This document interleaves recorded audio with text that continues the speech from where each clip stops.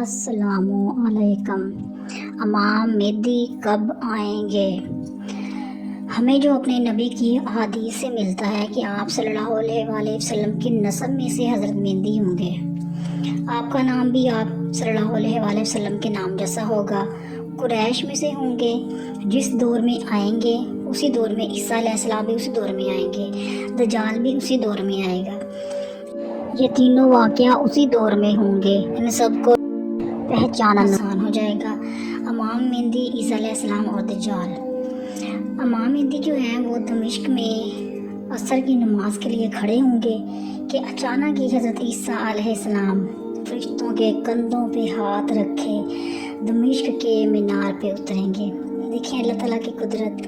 अल्लाह ताला उन्हें दमिश्क के मीनार के ऊपर उन्हें उतारेंगे, लेकिन वहाँ वाले जो लोग होंगे वो सीढ़ी के ज़रिए उनको नीचे लेके आएंगे। फिर वहाँ से सीढ़ियों से नीचे आएंगे।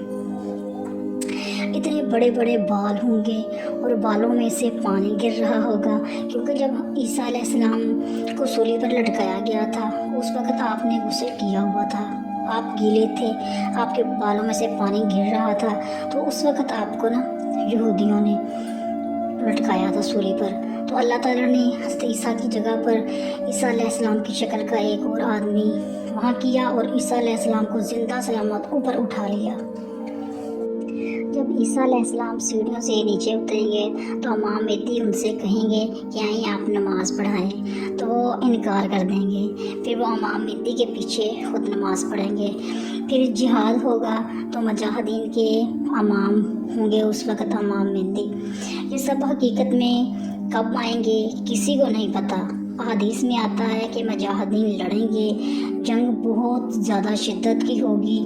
एक तिहाई मुजाहिदीन हैं वो शहीद होंगे और बाकी जंग इतनी होगी शिद्दत की कि बाकी जो लोग हैं भाग जाएंगे। जो भाग जाएंगे अल्लाह ताला उनकी माफ़ी कबूल नहीं करेंगे और जो शहीद होंगे वो उस वक़्त के सबसे बड़े शुहदा में शामिल होंगे।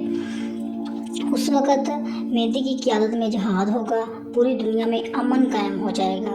उस वक़्त ईसा भी आएंगे। उस वक़्त हज़रत मेहदी और ईसा अलैहिस्सलाम के ज़रिए पूरी दुनिया में इस्लाम गालिब आ जाएगा।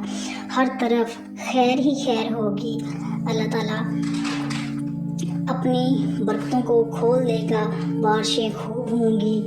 एक तिरमिज़ी की रवायत में आता है कि इतने बड़े बड़े अनार होंगे कि लोग उनके छिलकों को साइबान की तरह इस्तेमाल करेंगे।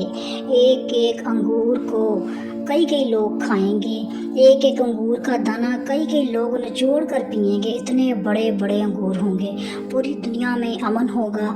नबी करीम सल्लल्लाहु अलैहि वसल्लम की जो बासत थी वो ये थी कि कुरान में आता है कि आपको दुनिया में इसलिए भेजा गया है ताकि आप दीन को पूरी दुनिया में गालिब कर दें। सबसे बड़ी बात, इमाम मेहदी मुजाहिद होंगे। उनके दौर में ईसा अपने मरियम और दज्जाल आएंगे। ये तीनों चीज़ें एक साथ होंगी, इसलिए लोगों को मुश्किल नहीं होगी इन सबको पहचानने में। इमाम मेहदी को तो लोग उनकी निशानियों के ज़रिए तलाश करेंगे। वो खुद ये दावा नहीं करेंगे कि मैं मेहदी हूँ, वो खुद ये नहीं कहेंगे, लोग कहेंगे। उनकी निशानियाँ उनमें देखेंगे तो लोग कहेंगे आप ही मेहदी हैं, आप ही मेहदी हैं। इमाम मेहदी ना नबी होंगे ना सहाबी। सहाबा तो वो होते हैं जिन्होंने सारी ज़िंदगी नबी करीम सल्लल्लाहु अलैहि वसल्लम को ईमान की हालत में देखा हो, वो सहाबी होते हैं। मेहदी का मतलब है हदायत का रास्ता, हदायत देने वाला, सीधा रास्ता।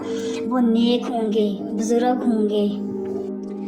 ईसा अलैहिस्सलाम की जो जंग होगी वो यहूद के साथ होगी, क्योंकि यहूद ने ही सबसे पहले ईसा अलैहिस्सलाम को सूली पर लटकाया था। तो इसलिए ईसा अलैहिस्सलाम भी यहूद के साथ जिहाद करेंगे।